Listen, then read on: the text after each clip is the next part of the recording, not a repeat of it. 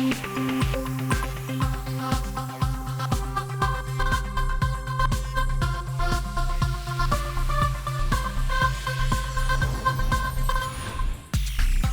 And welcome, मैं हूं विवान और आप देख रहे हैं बॉलीवुड का hottest news show Planet Bollywood news. हम एक बार फिर हाजिर हैं बॉलीवुड की latest news and hot gossips लेकर। So why wait, let's start with the headlines. एक पॉलिटिकल इवेंट पर सलमान खान की मौजूदगी से कौन था बहुत ही ज्यादा नाराज? रानी मुखर्जी अपनी अपकमिंग फिल्म मर्दानी में सलमान खान को कैसे शामिल करने की कर रही है तैयारी, और साथ ही दिखाएंगे सोनम कपूर का exclusive interview. Planet Bollywood news की शुरुआत करते हैं आज की ज़ूमबास्टिक न्यूज से। सलमान खान रिसेंटली एक पॉलिटिकल पार्टी के इनविटेशन पर एक इवेंट को अटेंड करने पहुंचे और सलमान खान की मौजूदगी से उनके फैंस बहुत खुश हो गए। लेकिन इस इवेंट पर मौजूद कुछ लोगों को सलमान खान का यहां आना पसंद नहीं आया। क्या है इसकी वजह? फाइंड आउट ना टॉप स्टोरी। सलमान खान किसी इवेंट से जुड़े और इसे लेकर न्यूज न बने और कोई कंट्रोवर्सी ना खड़ी हो, ऐसा कैसे हो सकता है? सलमान खान कल एक पॉलिटिकल पार्टी के इनविटेशन पर मुंबई के माहिम इलाके में कोली फेस्टिवल को सेलिब्रेट करने पहुंचे। सलमान खान को देखने के लिए यहाँ हजारों की भीड़ इकट्ठा थी और यहाँ सलमान खान ने ऑडियंसेस के साथ अपनापन दिखाने में कोई कसर नहीं छोड़ी। बहुत बड़ा, बहुत लंबा कनेक्शन है माहिम से, गोलियों से। यहाँ पर उन्होंने बहुत सारी फिशिंग की है। सलमान खान के इस अपनेपन से ऑडियंसेस में मौजूद हर कोई खुश था, लेकिन इस फेस्टिवल में शामिल कुछ लोगों को सलमान खान के यहाँ आने से थी नाराजगी। दरअसल ये कोली समाज के वो लोग थे जिन्होंने अब से कुछ समय पहले सलमान खान पर आरोप लगाया था कि सलमान और उनके बॉडीगार्ड्स उन्हें परेशान कर रहे हैं। इनका कहना है 2011 में सलमान खान ने जब से इस इलाके में एक कॉटेज खरीदा है, तब से अक्सर सलमान खान के बॉडीगार्ड्स आकर उनके बोट्स और नेट्स को हटाने की कोशिश करते हैं। इस फिशरमैन फैमिली के मुताबिक बॉडीगार्ड्स उनसे जबरदस्ती बोट्स हटाने के लिए कहते थे क्योंकि उनकी बोट्स की वजह से सलमान खान के कॉटेज से ठीक से सी व्यू नहीं दिखता। इस मामले में इस फैमिली ने सलमान खान और उनके बॉडीगार्ड्स के खिलाफ पुलिस में 3 बार कंप्लेंट भी करवाई है और ये फैमिली इस बात से नाराज थी कि सलमान खान यहाँ आकर उनकी कम्युनिटी से अपनापन दिखा रहे हैं। वैसे इस फैमिली को छोड़कर यहाँ मौजूद हर कोई बहुत ही ज्यादा खुश था क्योंकि सलमान खान ने इस जगह से जुड़े उनके फैमिली कनेक्शन और बचपन की यादें शेयर की। अजीत साहब एक्टर थे ना, अजीत साहब विलेन, मोना डार्लिंग, वो भी माहिम में रहते थे। मेरे डैडी उनसे मिलने के लिए यहाँ पर आते थे और मुलाकात होगी मेरी मम्मी से।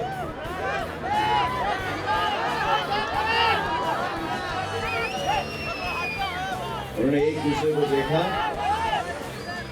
मम्मी महाराष्ट्रियन फैमिली से, डैड मुसलमान फैमिली से, बहुत सारे पंगे हुए, इवेंचुअली जाके मैं हुआ। साथ ही सलमान खान ने यहाँ बताया कैसे उनके मॉम और डैड उनके लिए यहाँ प्रेयर्स के लिए आते थे और उनकी दुआओं का ही नतीजा है कि सलमान आज इतने बड़े स्टार है। मेरे कामयाबी के लिए मेरी मम्मी आती थी यहाँ पर माहिम चर्च नबीना के लिए। मेरे फादर जाते थे बांद्रा मस्जिद।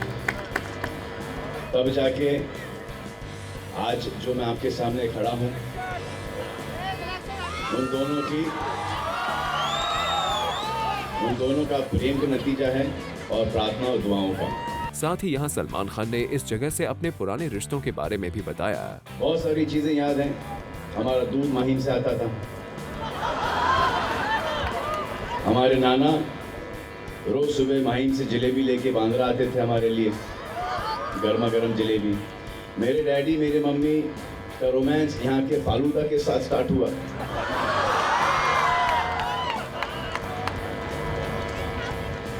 मेरी मम्मी ने मेरे डैडी को अंदर किया, वो छोटी कोलबी खिला के, सुक्कट। तो बहुत बड़ा, बहुत लंबा कनेक्शन है माहिम से, गोलियों से। यहाँ पर उन्होंने बहुत सारी फिशिंग की है। सलमान खान ने इस इवेंट पर बहुत सारी ऐसी बातें शेयर की जिनके बारे में अब तक उनके फैंस नहीं जानते थे और खुद सलमान खान ने इस इवेंट को काफी एंजॉय किया। और हार्दिक तन्ना, ज़ूम, मुंबई। एक्ट्रेस रानी मुखर्जी ने अपनी फिल्म मर्दानी को लाइमलाइट में लाने के लिए सलमान खान को इस फिल्म से जोड़ने का फैसला भी किया है। आप भी देखिए कैसे सलमान खान बनेंगे रानी की इस फिल्म का हिस्सा। सलमान खान के इस ट्रेडमार्क दबंग स्टाइल को कई एक्टर्स ने अपनी फिल्म में कॉपी किया है और सल्लू के इस स्टाइल को कॉपी करने का फायदा भी कई लोगों को मिला है, लेकिन अब तक सलमान की इस स्टाइल को किसी एक्ट्रेस ने नहीं अपनाया है। यही वजह है कि एक्ट्रेस रानी मुखर्जी ने फैसला किया है कि वो अपनी अपकमिंग फिल्म मर्दानी के एक सॉन्ग में सलमान खान के चुलबुल पांडे स्टाइल को कॉपी करेंगे। और रानी का कहना है कि उनका ये सॉन्ग सलमान खान को डेडिकेटेड होगा। फिल्म मर्दानी में रानी खुद एक पुलिस इंस्पेक्टर का रोल प्ले कर रही है। ऐसे में अपने कैरेक्टर को इम्प्रेसिव बनाने के लिए उन्होंने सलमान खान के चुलबुल पांडे स्टाइल को इस फिल्म में कॉपी करने का फैसला किया है। सोर्सेज की माने तो रानी अपनी फिल्म मर्दानी के प्रमोशनल इवेंट्स पर भी सलमान खान को इनवाइट करने वाली है और सलमान, जो कि रानी मुखर्जी के अच्छे दोस्त हैं, वो यहाँ पहुँच भी सकते हैं। अब देखने वाली बात होगी कि रानी की फिल्म में सलमान के सॉन्ग का ये तड़का क्या कमाल दिखाता है। एक्ट्रेस काल्की ने पिछले कुछ दिनों से मीडिया से दूरी बनाई रखी है क्योंकि वो अनुराग कश्यप और खुद के ट्रबल रिश्ते के बारे में बात नहीं करना चाहती। लेकिन कल जब काल्की एक इवेंट पर पहुंची तो मीडिया का उनसे पहला सवाल उनके और अनुराग के रिश्ते को लेकर ही था। आप भी देखिए क्या कहा काल्की ने। No, absolutely no clarification. Sorry, I'm not going to talk about my personal life. ये रिएक्शन था काल्की का when she had come for a social cause event। दरअसल क्वेश्चन था उनका और अनुराग कश्यप के रूमर स्प्लिट का, और जब आफ्टर अ लॉन्ग टाइम हमें काल्की इस इवेंट पर नजर आई तो उनसे हमने उनके और अनुराग के रिलेशनशिप पर पूछ लिया सवाल, but काल्की chose to rather keep mum। No, absolutely no clarification. Sorry, I'm not going to talk about my personal life. Well, when Kalki herself is not taking the initiative to comment, we would give her that space as well. पर Kalki कहाँ थी busy from such a long time? आइए उनसे ये भी जान ही लेते हैं। I have been shooting 3 films this year. I have been in 4 countries over the past 8 months. I have been really working very hard. I've been in Sweden, in New York, in Detroit, in LA, and in Delhi, shooting these 3 films. So now I'm back. I'm performing my play in December. You'll see lots of me. In fact, please come to NCPA and see my performance. बात करें इस social event की, तो आइए जानते हैं काल्की से about it. Instead of giving people money and charity, you give them a skill, and with that skill, they can go forward for the rest of their lives. So. These girls are very young and they're very talented, and hopefully one day they'll be doing my hair. I'll call them up when I, need a good hair styling. काल्की का new hair look was looking good on her, और इसी वजह से काल्की से पूछ लिया गया that how does she maintain her hair? I don't do much. I'm very traditional. I use coconut oil, and I also use Moroccan oil sometimes, and that's about it. Otherwise, I let it be. चलिए काल्की, we hope आपकी ये hair tips आपके fans के लिए जरूर काम आ जाएं, and we also hope that we get to see more of you as well. For Salma Khan, Zoom, Mumbai. Actor Aditya Pancholi की मुश्किलें अब और भी ज्यादा बढ़ सकती हैं क्योंकि मुंबई पुलिस ने उनके खिलाफ चल रहे सारे केसेस की सुनवाई जल्द से जल्द कंप्लीट करने का फैसला किया है। क्या है ये पूरा मामला? Let's find out. Actor Aditya Pancholi की मुश्किलें अब बढ़ सकती हैं क्योंकि मुंबई पुलिस ने फैसला किया है कि वो आदित्य के खिलाफ चल रहे अलग अलग वायलेंस के केसेस को एक साथ एक चैप्टर प्रोसीडिंग्स के थ्रू हैंडल करेंगे। दरअसल पिछले कुछ महीनों में आदित्य के खिलाफ अलग अलग पुलिस स्टेशंस में कई शिकायतें दर्ज करवाई गई है। पहले आदित्य के एक नेबर ने उन पर मारपीट का आरोप लगाया था और रिसेंटली एक जर्नलिस्ट ने भी आदित्य पर मिसबिहेव करने के आरोप लगाए हैं।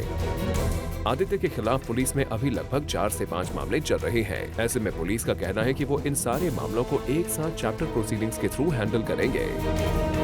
और ऐसे में अब आदित्य की मुश्किलें बढ़ सकती हैं क्योंकि अगर ये केसेस आदित्य के खिलाफ साबित हो गई तो उन्हें सजा भी मिल सकती है।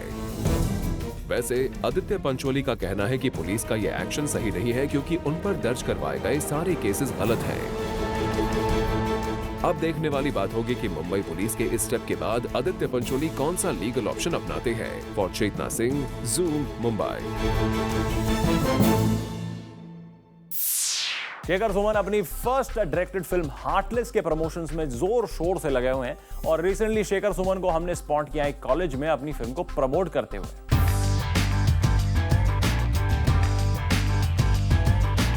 अध्ययन सुमन अपने डैड शेखर सुमन के साथ एक कॉलेज इवेंट में पहुंचे to promote their film heartless.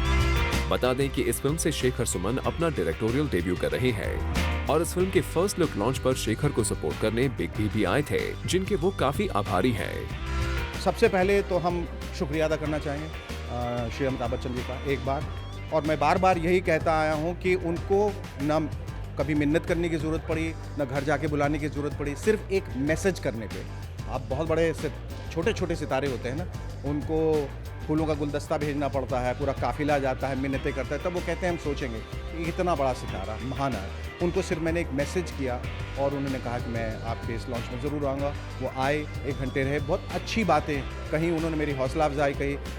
Trailer देखा, बोला ये लगता नहीं है फर्स्ट टाइम डायरेक्टर का काम है, जो कि अपने आप में बहुत बड़ी बात है, तो उनका शुक्रिया अदा करना चाहता हूँ। वहीं जहां शेखर बिग बी की तारीफ कर रहे थे, तो अध्ययन ने अपने डैडी डियरेस्ट की तारीफ कर दी as he has directed Adhyayan's film. मैं सिर्फ यही कहना चाहूँगा कि आज तक जितनी भी फिल्में मैंने की हैं, ऐसा रोल और ऐसी फिल्म आज तक मुझे कोई विद ऑल ड्यू रिस्पेक्ट कोई डायरेक्टर नहीं दे पाया। And I am not just saying this because he is my father. I think कि he will in time to come probably become one of the finest directors we have in our country, and I promise you that the day Heartless comes out and people go watch the film, they will understand what I'm talking about. अब मेरे ज़्यादा बोलने से कुछ फ़ायदा नहीं है, people need to watch the film. Well, जैसे अध्ययन कह रहे हैं, even we would hope कि उनके डैड की directorial film heartless box office पर अच्छा रिकॉर्ड बनाए।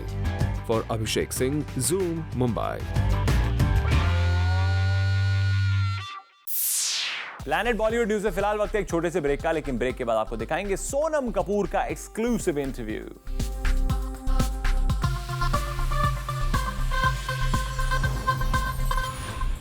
एक्ट्रेस सोनम कपूर अपनी अपकमिंग फिल्म खूबसूरत को लेकर काफी एक्साइटेड है और रिसेंटली जूम के साथ एक्सक्लूसिवली बात करते हुए सोनम ने अपने इस फिल्म के बारे में हमें बताया। So she's completed 6 stylish years in the industry, film industry. So what a way to complete it, right? You're looking absolutely stunning today. So great accomplishment, 6 years in the industry, and what a way to mark it also. I know. I think it's really cool that we have like these amazing international designers that are coming here and trying to showcase. And I'm very happy to be a part of the Signature International Fashion Week.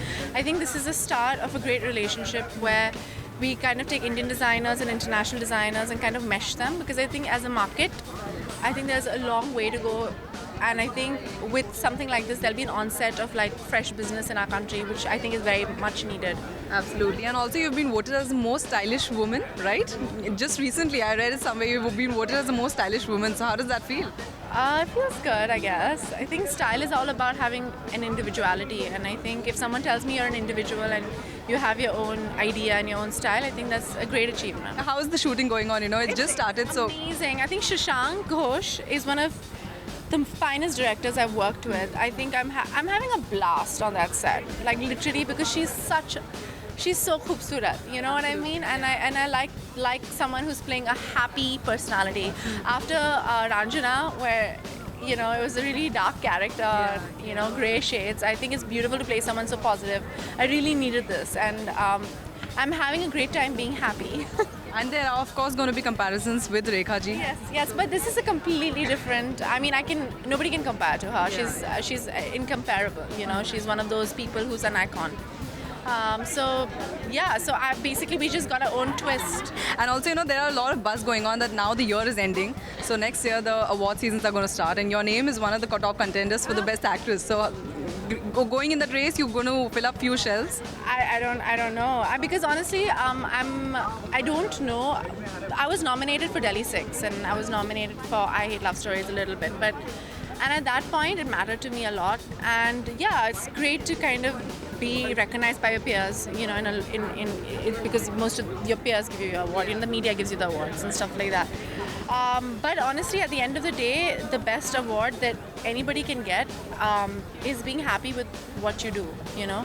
And I'm really happy with my own space, and I'm so happy I'm not in the rat race anymore.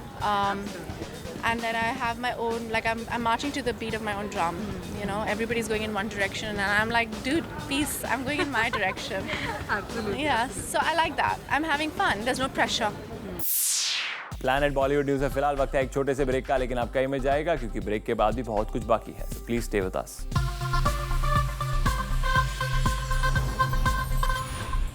Bollywood से जुड़ी कोई भी news आपसे ना हो जाए miss, इसलिए बॉलीवुड की हर छोटी से लेकर बड़ी खबर हम आपके लिए रोज लेकर आएंगे हमारे खास सेगमेंट बिट्स एंड बाइट्स में।